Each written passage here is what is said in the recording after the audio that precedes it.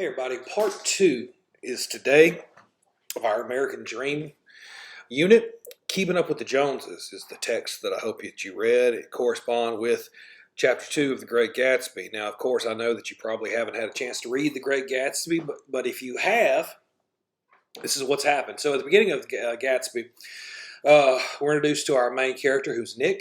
He goes and he has dinner with his cousin, Daisy, and her husband, Tom. Now, Daisy and Tom are extremely rich, very, very, very rich. Old money is what they're called. And they're kind of frivolous and they don't have any worries and everything is all happy and seemingly happy in their life. F. Scott Fitzgerald, who is the author of The Great Gatsby, parallels chapter 1 and chapter 2. Chapter 1 is all about sunshine and rainbows and rich people and happiness. Chapter 2, we move on into the Valley of Ashes. Now, the Valley of Ashes is the place that separates New York, which is where the story is set, and these neighborhoods in Long Island. Back in the 20s, to get there, you had to go, there was no interstate or anything like that, so you had to take these roads, these highways, or whatever. And to get from Long Island to New York, you had to pass through something called the Valley of Ashes. And basically, it's a place where it's like coal and energy, and this is how they power New York City, basically. And the people who live and work there, they're tired, they're beat down. Nick describes it as a desolate, grotesque place where the people who work in it are broken down and they look like ghosts, ghostly images. It's a nasty place, and it's a perfect parallel from chapter 1, where we see all of the white and the clean and the richness, all right? The purity, if you will. Now, in this chapter 2, we're introduced to Myrtle, who is Tom's mistress. Now, Keeping Up with the Joneses is a perfect representation here of the character of Myrtle. Myrtle has no redeeming qualities at all. She's the only character in the book who I just dislike completely. I can't find anything good about her.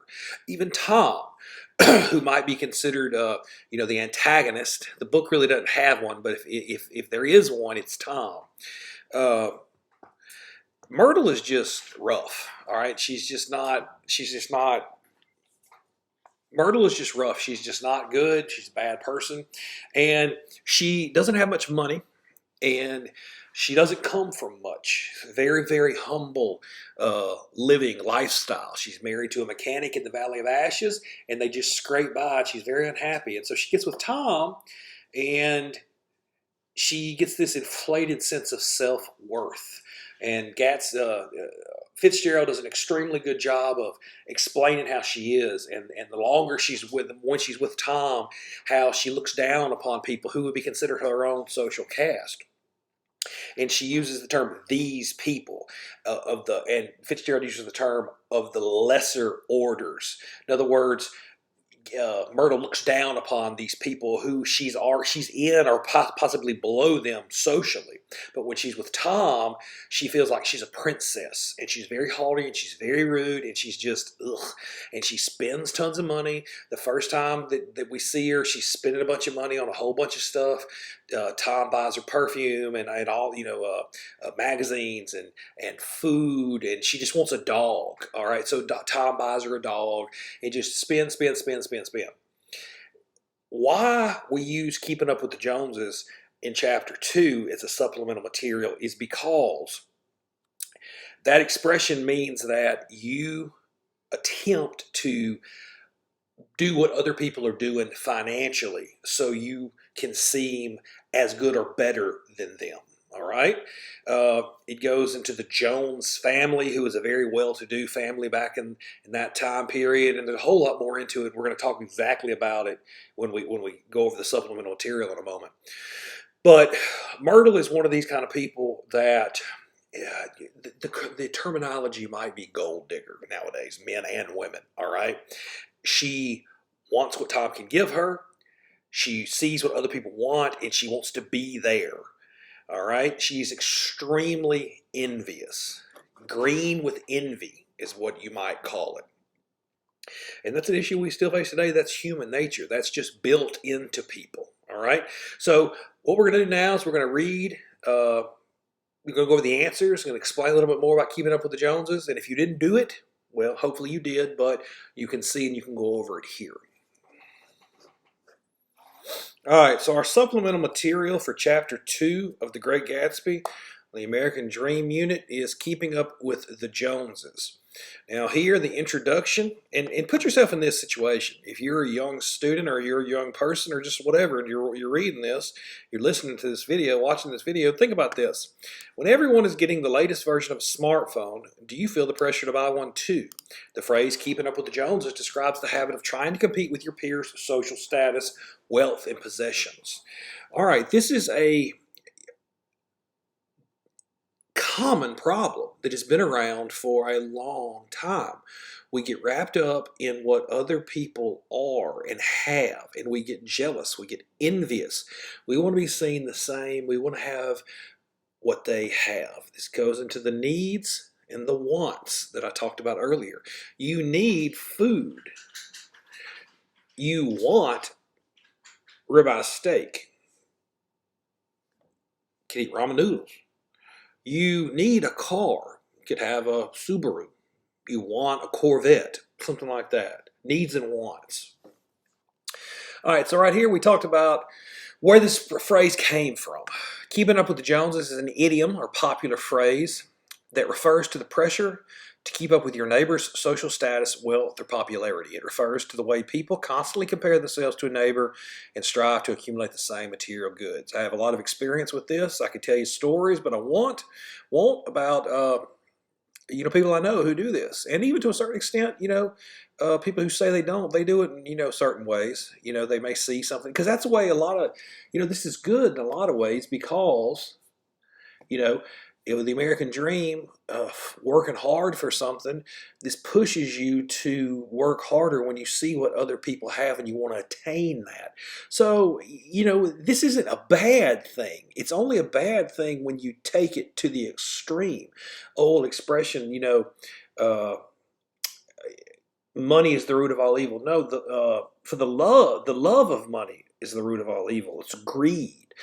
Greed takes something good and it can turn it into something very, very nasty. And this is what people do to themselves with keeping up with the Joneses. All right. Not exactly clear is the origin. One explanation is the Joneses were a prominent, wealthy family from New York. Okay. All right. Let's go down here to the effects of this. Keeping up with the Joneses philosophy has widespread effects on some societies, some positive and some negative. This is what I was talking about. On one hand, it means that it is possible for people to enter into a higher social class. On the other hand, it means that people in society sometimes become preoccupied with the accumulation of wealth and status, and there may be winners and losers. Some people may not be able to keep up with the Joneses and feel dissatisfied or inferior. Keeping up with the Joneses phenomenon can happen in any community where people define their own success in relation to the success of peers and compete to meet a competitive standard. This right here is just the story of humanity, y'all. From the time there have been people, there's been competition, and competition's never going to go away. It's just a matter of how you handle it and how it can get out of hand, and it can cause serious, serious problems.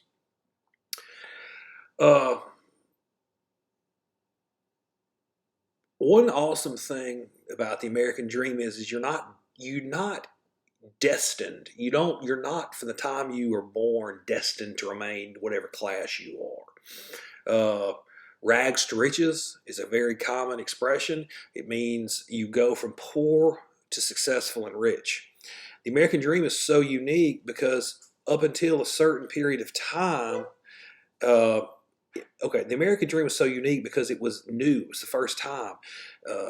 We could do a whole lesson on the Middle Ages and the way things were and still are in some countries where the royalty, the kings, the nobility, they had all the power. And if you were born into serfdom, serf, S-E-R-F, you were pretty much just stuck there for life. And that's not the way it is in America. Yes, some people have advantages that others do not. Pardon my dog. Yes, some people have advantages, others do not. But you can rise above anything. That's the point of the American dream. All right, I'm back. Pardon that. You're on quarantine with 2 dogs. You don't know what it's like. They want to go outside every 3 minutes. Okay, so we're in here, and this part of this. You should have already read this. It talks about how the nation is so much different. America is than so many other countries, and how the American dream is so unique. Keeping up with the Joneses is not a bad thing. It's not a bad thing. It's just a matter of, are you taking it to the extreme? Keeping up with the Joneses can define you, who you are, negatively and positively. It's a part of America rising and falling. So much of it has to do with working hard to get what you want. There's nothing wrong with that. It's a matter of, are you taking it too extreme? Are you not valuing other things that you should value? All right, here are our questions. There's not very many of them this time. So let's go over it. All right, so for the following questions, choose the best answer or respond in complete sentences. How does the creation of the 400 list contribute to the idea of keeping up with the Joneses? All right, well, in my opinion, that's basically just the it people. We have this today. The popular people. Here it was, the 400 list was like perhaps the 400 families, the ones who were considered part of the club, quote unquote. And these are the ones deemed worthy to be the higher, the upper echelon, the to-do people. All right? All right, number 2. What is one danger of keeping up with the Joneses? The answer is A, people can become obsessed with physical or economic gains, and they may do things illegal, immoral, just flat out wrong to get those and hurt other people. Number 3, how is the phenomenon of keeping up with the Joneses a distinctly American concept? This is what we talked about. The answer is B. Unlike in Europe, anyone in America was thought to be capable of achieving wealth and status. In a lot of countries today, they have something called a caste system. C-A-S-T-E, and it's almost like serfdom from the Middle Ages. If you're born in a lower class, a lower caste, you can't get out of it. All right, they still have arranged marriages and things, and families would prohibit people in higher classes marrying lower classes. This happens today. Like in 2020, this happens today. All right, number 4, excuse me. What is the reality of upward mobility in the United States? The answer to that one is D. People are no more likely to achieve upward mobility. People are no more likely to achieve upward mobility in the United States as they are in many countries. And the answer to number 5 is C.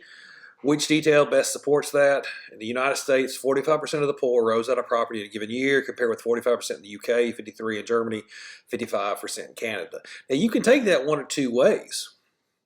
You look and say, oh, well, the United States isn't anything special. All these other countries are doing the same thing. Yeah, but we were first.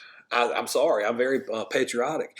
America introduced this concept. America introduced the idea of rising above, rags to riches, etc. And now, thankfully, civilized world has caught up and in lots of places exceeded America. All right.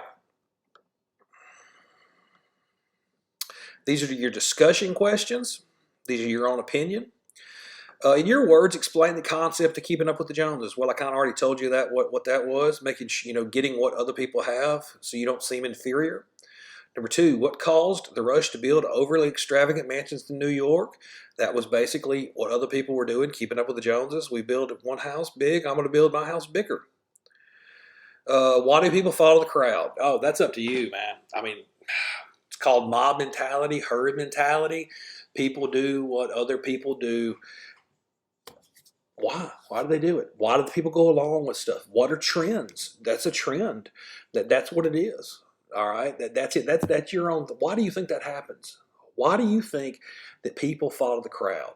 Peer pressure, fear of being labeled different. Why? That was part 2. Keeping Up with the Joneses, introducing that concept from chapter 2 of the Great Gatsby. And Myrtle, who is just a not good character. She's just bad. And next time we're going to be doing I'm going to introduce you to a guy named Frank Abagnale. And the movie was made about him, starring Leonardo DiCaprio, who plays Jay Gatsby in the most recent adaptation of The Great Gatsby. And we're going to talk about people who cheat on their spouses and also in other ways. And why do they do it? All right, until I see you again, be safe. It's a great day to be a warrior.